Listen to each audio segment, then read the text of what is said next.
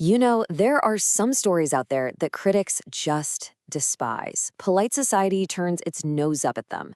And yet, for some reason, they just refuse to go away. Well, today, we're diving into the absolute poster child for this phenomenon, Valley of the Dolls. This is a story that is somehow one of the most beloved and one of the most hated pieces of pop culture ever. It's a total paradox. And honestly, this quote from Stephen Rebello's book, Dolls, Dolls, Dolls, it totally nails it, right? This isn't some quiet, dusty book on a shelf that you're supposed to respect. No way. It's loud, it's messy, it's completely over the top, and it makes zero apologies for it. It's a diva, and it absolutely demands that you pay attention. So that really leads us to the big question, doesn't it? How does this happen? Was it all just a lucky accident? A total fluke? Or was there something genuinely brilliant hiding underneath all that scandal and what everyone called bad tastes? That's exactly what we're going to figure out. Okay, so to really get this story, you have to start with the woman who wrote it. And let me tell you, Jacqueline Susann was anything but the accidental, lucky author that everyone made her out to be. Not even close. There is this huge gap between the myth and the reality of who she was. For decades, the story went that Jacqueline Susann was just this, trashy, dramatic writer who somehow miraculously got lucky. But the truth, which Stephen Rebello's research really brings to light, is that she was a brilliant, media-savvy strategist. She was ambitious, and she knew exactly what she was doing. Yeah, she didn't just write a book. She basically engineered a phenomenon. You have to remember, this was a time when writing about messy, flawed women and openly talking about things like addiction and female desire was a huge no-no. But she was fearless. She didn't ask for permission, she just went for it. She hustled, she promoted, she basically forced the entire publishing world, which was super skeptical, to take her seriously.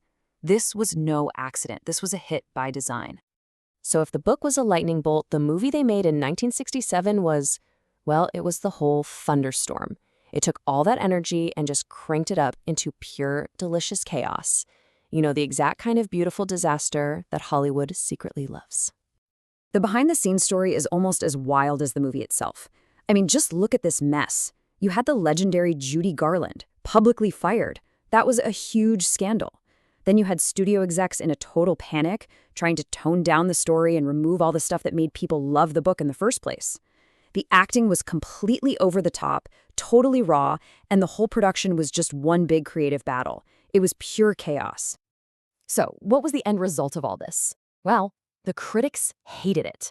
They absolutely tore it to shreds. They called it trashy, badly made, a total train wreck.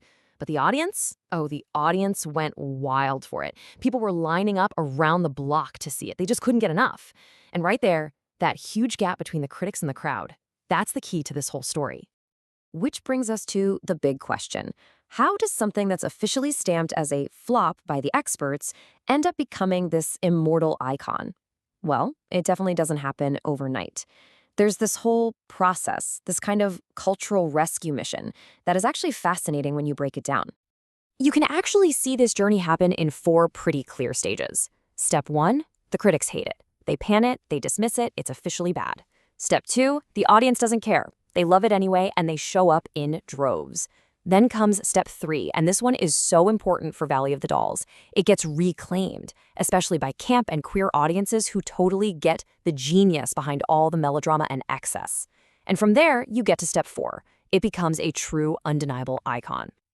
So why did this movie survive when so many other so-called bad movies just disappear? Because underneath all the big hair and the melodrama, it was telling some serious truths. It was being brutally honest about what it was like for women cracking under pressure. It was pulling the curtain back on the dark, ugly side of being famous. And maybe most importantly, it leaned into being too much instead of saying sorry for it. It just owned its own glorious excess. And that's really the big reveal here. The very things the critics called flaws, they were actually its superpowers. All that over-the-top acting, the scandalous story, the high-stakes drama, none of that was a mistake. That was the secret sauce. That's what made this story stick, what made it so unforgettable for generations. So when you pull back, this whole story tells us something much bigger, doesn't it? It's about what we decide is good art versus bad art, and the hidden power in things that get written off as just bad taste.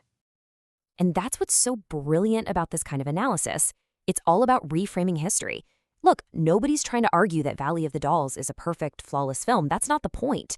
The point is to look at it from a different perspective and ask, why did this thing hit so hard? Why are we still talking about it all these decades later? It's about understanding the impact, not just the quality. And if there's one thing the story of Valley of the Dolls proves, it's this. Just because the critics hate something doesn't mean it's irrelevant. In fact, sometimes the stuff that the official gatekeepers of culture reject, well, that's the stuff that actually ends up meaning the most to people. So we'll leave you with this final thought, which really gets to the core of it all. It really makes you think, right? What are the stories today, the ones we dismiss as trashy or bad, that might actually be telling the truest, most honest stories about who we are? It's something to think about.